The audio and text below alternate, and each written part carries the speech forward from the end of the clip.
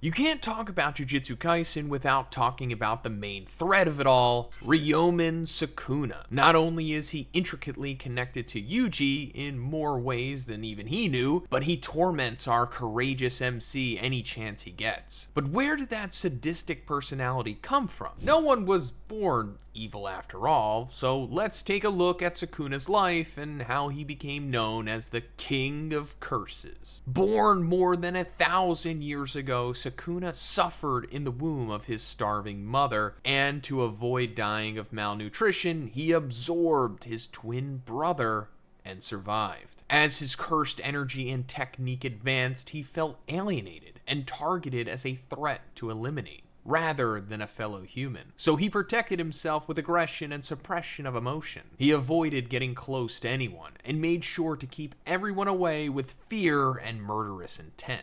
This only further drew negative attention towards him, leading to Jujutsu Society wanting to extinguish him permanently. And it's not their fault for feeling that way, since he killed many sorcerers during the Golden Age. One of the only people Sukuna liked and kept around was Urarame, who became a like-minded protege. During the Heian era, Sukuna's power only grew and led him to facing the Fujiwara's clan's generals and squads. And he destroyed them all with two weapons, named Hiten and Kamutoke. But instead of being feared afterward, he was worshipped as a deity at the Harvest Festival. At the time, Yorozu tried to provide him with company, but Urarame chased her away. And when that didn't work, Sukuna attacked her outright for assuming he was lonely. He did end up dying in a sense, but got help from Kenjaku beforehand to create 20 cursed objects so that he can one day roam again and cause utter panic, death, and chaos. No one would be safe. Fast forward to the present day, and Sukuna's cursed finger objects weren't meant to cause harm, only to survive as long as needed, for him to return in the future. But as centuries passed, they grew in power, until eventually they could attract all sorts of monstrosity, and the only thing that was keeping their full power from escaping were the seals placed on them, but they began to weaken. One such finger was in Sugisawa High School's thermometer box. If not for the occult club seeking mysteries around there, Sukuna may have been incarnated much later on. Whether Kenjaku planned for the students to find the finger isn't specified, but I'm willing to bet he nudged the process along. But anyways, as we know, Sukuna returns in Yuji's body, intending to kill and pillage for women like a Viking, except Yuji can take control of himself whenever he likes, so he's forced to back down. When Yuji switches with him again, as per Gojo's request, the sorcerer makes a fool of him, because he's only 1/20th of his power at that moment. With him planning to kill Gojo the next time he faces him, Sukuna also interrupts conversation at Jujutsu High to know why Gojo isn't the one in charge. Going forward in time, to take out the cursed womb at the detention center, Sukuna gets swapped in and decimates the finger bearer who refuses to work with him. But Yuji can't switch back, which leaves Sukuna demonically happy. Without wasting a second, Sukuna moves outside and rips out Yuji's heart, since he can survive without it. He attacks Megumi and is disappointed in him until he prepares to use Maharaga against him. Then Yuji switches him back out, accepting death. But it's not the last that we see of Sukuna. While in his domain, Sukuna offers a sketchy deal and makes Yuji forget about the enchain part of it after revival. Later on, during a desperate moment, Yuji begs Sukuna for help, only to get laughed at and refused. There's many who think Sukuna couldn't have helped, even if he wanted to. Afterwards, when Mahito tries to transfigure Yuji, Sukuna warns him not to touch him again. Later on, when Yuji enters Mahito's domain to save Nanami, and unintentionally touches Sukuna's soul, he gets swatted as promised with a flick of his hand. But we all know Sukuna's invisible slashes and the power behind them. Or at least we will. During the exchange event, Kenjaku mentions how they need to leave the students alone because one of them is important to Sukuna. Megumi, of course. And this comes back again later. Sukuna's not great at hiding his evil plans, honestly. After the bridge curse and Megumi's domain reveal, Sukuna forcefully eats the finger from the curse that Megumi fought, before Yuji can stop him. This brings him up to 4 fingers total. Later on in Shibuya is when Sukuna starts making more aggressive moves towards his goal. The next time we see him, he senses when Yuji's on the verge of death, surprised by Choso sparing him. Not long after, Geto's allies feed Yuji a finger to ask for Sukuna's help. Minutes later, Jogo feeds him 10 more, and Sukuna evidently takes over from the sudden overload. This brings Sukuna to a whopping 15 fingers in total, with his aura causing fear and panic alone. Still, he makes a deal with Jogo that if he can hit him, he'll help him kill everyone in Shibuya except Megumi, once again telegraphing his future plans too clearly. Honestly, Sukuna vs. Jogo is just child's play for him. So easy that he even zips away to toy with the sorcerers nearby to add to his sadistic enjoyment. And then we see him genuinely happy to see Urarame again, a clear indication of how much he appreciates the incarnated sorcerer. But then Sukuna teleports away when he feels that Megumi's in trouble. He saves Haruta to stop the event from ending, heals Megumi, then fights Maharaga to end the ritual. During the fight, he's made aware of the mechanics behind Maharaga's technique and keeps that knowledge for later. After Sukuna drops Megumi off with Shoko so that she can heal him, he plops himself in the middle of the damage to further torture Yuji. And in case you wanted a deeper look at Sukuna's curse techniques and abilities, check out this video I previously made. I'll have it linked at the end. By the way, when Kenjaku activates all of his sleeper agents, he also ends up unsealing the finger that was put into Yuji as a baby, and Sukuna secretly consumes it to add to his power. At this point, Sukuna is just waiting for the right time to cash in his points. Going forward, during the time when Yuji's got a hit put out on him from the higher-ups, Sukuna senses when Akotsu kills Yuji, annoyed that his plan's been ruined. But he smiles when he realizes it was a ploy, and his game over has been reversed. If Akotsu or Gojo knew what would happen if they kept Yuji alive, I think they may have chosen differently. Later on, during a moment of reprieve from the culling game, Hanakarusu and Angel agree to work with Yuji and Megumi, if they can help to kill the disgraced one, who turns out to be Sukuna. He proudly tells Yuji that in private to cause him stress and worry, because Yuji just rubs him the wrong way. Plus, he's just petty like that. Then comes the twist that Megumi's stepsister is actually Yorozu, who goes on to make her own culling game rule. She then goes off to prepare for a fight with Sukuna, still majorly obsessed with him. During this hectic time, Sukuna uses the Enchain vow he made with Yuji and takes control, then knocks out Hana without injuring her. He rips off a finger so that he can switch to Megumi's body by force. He had no idea if it would work or not, but took a huge chance, probably basing it on his years of experience. And because Yuji made him agree to not hurt anyone, but not Yuji's body, he didn't break their agreement by using his finger to control Megumi. When Sukuna throws Yuji through buildings, he draws the attention of Maki and Takaba.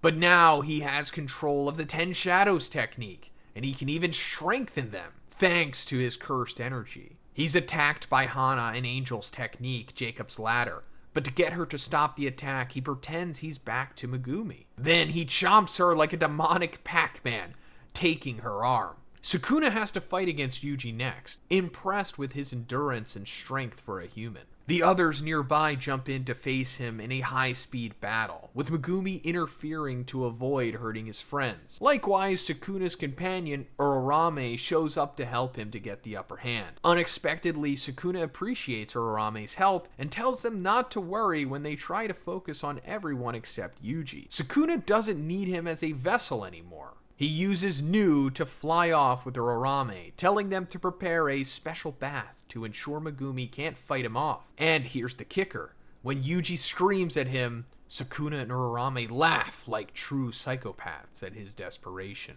Later on, the bath is successful. But so that he can squash any chance for Megumi to struggle, he wants to make him watch Sumiki's death. And for that, he needs to ask the Kogane where Yorozu is, so that he can take her down. Kenjaku exchanges Megumi's points to get Sukuna to Sendai, and once there, he kills Ryu instantly, with Uro knowing who he is and fleeing. Sukuna meets with Yorozu after, pretending that he chose Megumi's vessel for his face when it was clearly for the 10 Shadows and the Maharaga Shikigami. They jump into their battle, but all he uses is Megumi's technique, and none of his own. He even summons Maharaga's wheel above his head to test it out, possibly in preparation for his future fight against Gojo. The one-sided fight continues with her true love on full display, and a domain to match. He swaps Maharaga in to get rid of Yorozu's perfect sphere though. Sukuna already knows about her technique, so he knew the Shikigami would work, and that pleases her. As she's dying, she replicates his infamous weapon, the Kamutoke. And with this, Megumi's soul is broken within Sukuna, exactly as he wanted. Between him and Mahito, the poor kids from Jujutsu High are filled with trauma. After a while, Sukuna arrives to stop Gojo from fighting Kenjaku after he's released from the prison realm, reminding him of the promise that he made to end Gojo before anyone else. However, before the big fight, Sukuna eats the leftover fingers from Urarame and his mummified body from the Heian era. It's as nasty as you'd expect it to be. After, Sukuna discusses with Urarame about Yuji and how he was a product of not only Kenjaku's tampering, but his twin that he consumed in the womb. But even knowing that doesn't make him more kind or partial to Yuji, considering at this point he is essentially Yuji's uncle. Then starts the epic clash with Gojo. It's a sequence of domain battles, with Sukuna and Gojo evenly matched, and finding new ways to one-up each other. Even when he thinks his dismantle slashes have gotten the best of him, Gojo finds a way to heal everything up. But once Sukuna gets Maharaga involved in the domains, it's the beginning of Gojo's downfall. But they're both unable to use domains afterwards, which leads into a brawl and destruction of surrounding buildings. Knowing Gojo's time is running out thanks to Maharaga's wheel, he enjoys every twist and turn of their fight. But it ends with him using a ton of cursed energy, using combined Shikigamis, and eventually killing Gojo, thanks to Maharaga's adaptability that he used on his slashing techniques. To get around Gojo's limitless, he developed a slash that can cut through space itself entirely. But it brings us to a scene between Kashimo and Sukuna, considering the relationship between the weak and the strong. Then Yuji and Higuruma jump in for their turn. And with that, round 3 begins. Sukuna's forced into a trial, aware of all the rules cause he heard them within Yuji. This is also a useful excuse so that Gege doesn't have to waste time explaining everything. But Higuruma's a lawyer, not a fighter, so he struggles against Sukuna even with the executioner's sword. Kusakabe protects him, and Sukuna immediately can tell that everyone involved has leveled up in the past few months, compared to when he previously observed them in Shibuya. Choso stands no chance with piercing blood, nor does Ino using a blunt weapon, which Sukuna instantly recognizes as Nanami's, thanks to Yuji's memories again. Sukuna realizes the main object is getting Higuruma to take him out, so they're all defending him, but it's not enough, though he does get impressed by him using domain amplification and stopping and starting his curse technique fluidly the way that he can. Yuji steps in front of Sukuna, just causing more annoyance for him since he's over him, even though he's related to his deceased twin. Sukuna slashes up Higuruma, waiting for him to heal, even telling him his next move. Before he does, Choso shoots Sukuna with blood, allowing Higuruma time to heal his limbs and step in. But he's bested, and throws his weapon to Yuji, who stabs Sukuna. Sukuna seems unbothered by the last-second attack, using his multiple arms to pummel Yuji. Yes, he's taken on his former appearance now that he can. Sukuna notices that even though Higuruma died, quote-unquote, he lost his main weapon. And this is when he first sees Yui helping to move the injured quickly away. But he also spots Yuji healing himself with reverse curse technique, something he didn't have a month ago. As much as he's interested in considering this, he's also frustrated by it and loses himself in his thought. I'd say he's possibly upset, or as much as someone like him could be, about Higuruma being out of the fight. He was expecting him to be the next Gojo in terms of overwhelming power and flexibility. Sukuna also reminisces on the past and how his ideals aren't as prominent as these people trying to kill him as their ultimate goal. He especially doesn't appreciate Yuji's ability to overcome impossible situations because of his strength of will alone. I don't blame Sukuna in this instance, as he hasn't watched battle anime the way that we have. So to further his own goals, Sukuna activates another rule from Megumi's points, intending to merge with Tengen as Kenjaku wanted, absorbing what I assume to be the cursed womb of Tengen himself. Sukuna openly states his plan: kill everyone, including the Culling Game players, then merge the population of Japan with the Culling Game barrier imbued with Tengen to create a curse monstrosity unlike the world had ever seen, and see how things go from there. But Yuta and Rika arrive, and when Sukuna threatens him, Rika, the queen, as he calls her, unsurprisingly tries to squash Sukuna. Sukuna's reverse curse technique starts coming back, which means his domain is next, and he relies on small slashes to defend himself while trying to grab Yuta's weapon in a clever move, not to mention his extra mouth.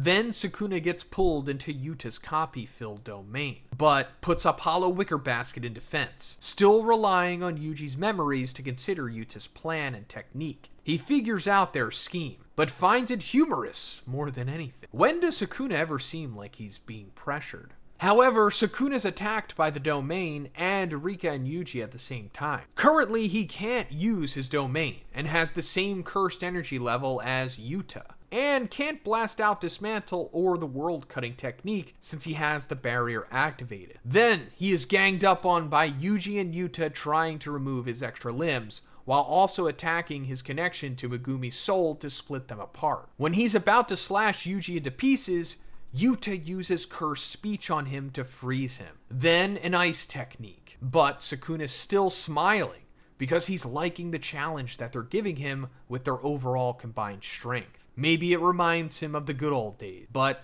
we'll probably never know. Yuta uses the ink curse technique on Sukuna, or precognition as he calls it, quickly figuring out that Yuta can't copy Limitless without Gojo's 6th eye, but he's not expecting at all that Yuta would use his cleave against him. Sukuna needs to know how and when he was able to copy it, but he's told a lie, which he only finds out later, and Sukuna is pummeled this time. But even without smiling, you can tell that he's not done yet. Yuta takes an arm, and his mouth is slashed to stop hand signs and chanting. But as Yuta prepares to charge in, Sukuna is taken aback by Yuji's blood erupting.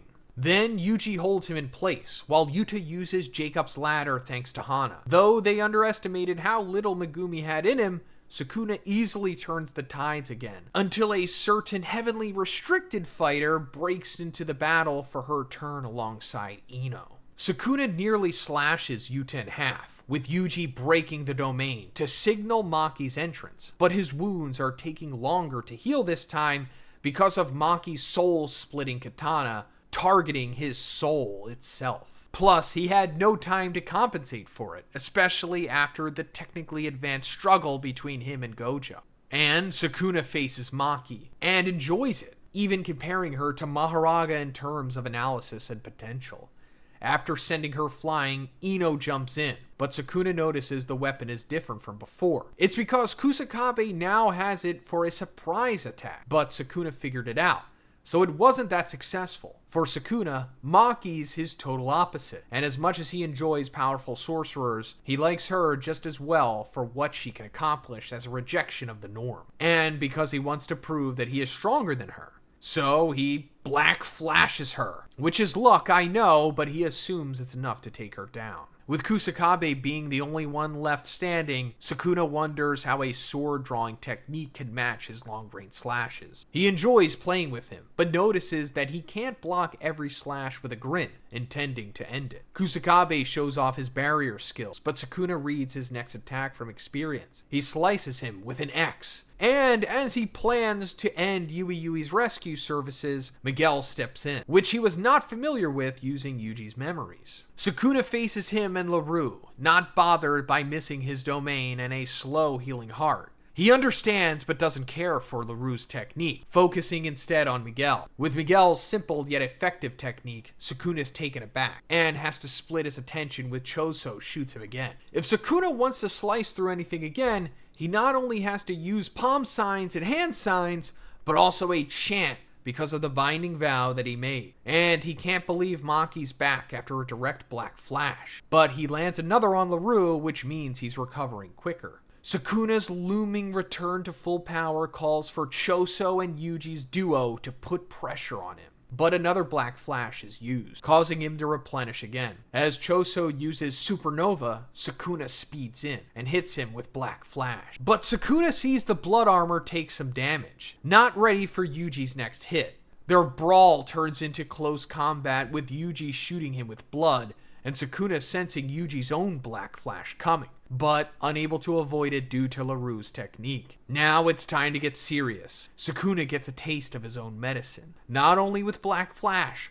but a modified slashing technique because of their shared body. Sukuna notices the power isn't as strong as it could be, but the points he hits are the issue. Sukuna's jumped by Ino once again, but he's kind of like a fly to him. Then more black flashes are given out, which frustrates Sukuna. So he relies on Dismantle to drive Yuji away. He receives another black flash for his troubles, and another, even after trying to destroy his face. And an exhausted Ino throws Nanami's weapon to allow Yuji a chance to keep pressuring. But it's time for one more round, and Sukuna opens his domain expansion thanks to a whole bunch of binding vows placed on it. He can't hold it for long though, but with enough luck he can use it for his next trick.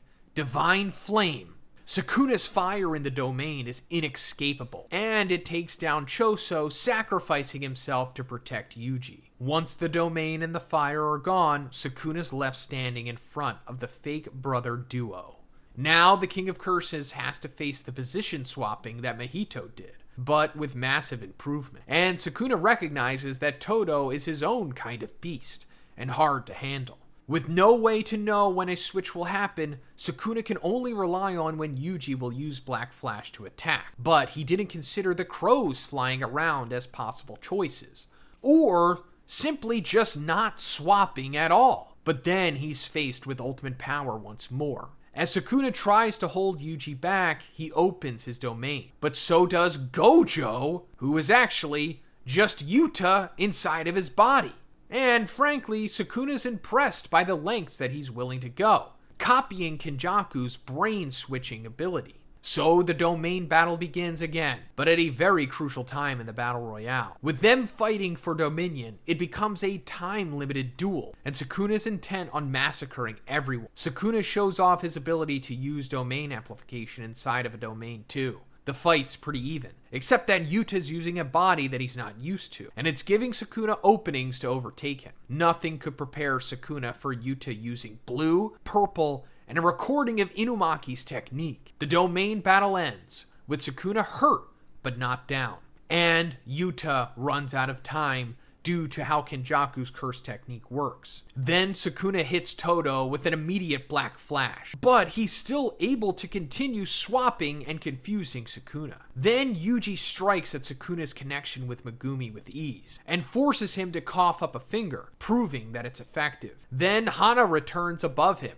striking him with a weaker version of Jacob's ladder due to her injury. Sukuna quickly jumps at her, trying to stop it permanently, but before he can end her, Todo takes the black flash Sukuna sends out, leaving him with just Yuji. He flings Sukuna down to the ground like a wrestler, but thanks to the black flashes, Sukuna has his healing back. Still, Sukuna has to be careful now that he's more cursed than human, and Yuji can target his soul at any moment. But the unthinkable happens. Yuji drags him into his own domain expansion. Sukuna humors Yuji, since he knows that Yuji isn't trying to kill him at this moment, but he sees no point to trying to get him to change when he's fine with how things are. He still doesn't feel remorse or anything else for that matter, but what gets a reaction from him is feeling like Yuji pities him, which only makes him want to kill everyone even more. Sukuna uses Hollow Wicker Basket to counter the domain, while he waits for his curse technique to recover, but he's been rattled by Yuji's comments,